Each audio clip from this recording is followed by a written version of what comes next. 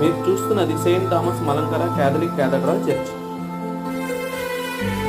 ఈ చర్చి కేరళ వైనాడులోని సుల్తాన్ బాదరీలో ఉంది. ఈ చర్చి సిరియన్ సంప్రదాయ చర్చిలో భాగంగా ఉంది.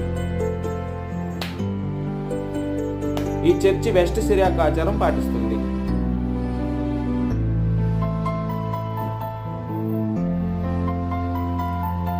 ఈ పారిష్ యొక్క మొదటి సంఘం 1949లో ఏర్పాటు చేయబడింది.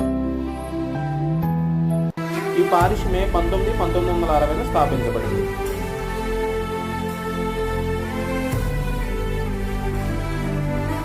ఈ చర్చి 1096 పారిష్లతో భారతదేశంలోని అతిపెద్ద చర్చి సువార్తిక స్థాపనలలో ఒకటి.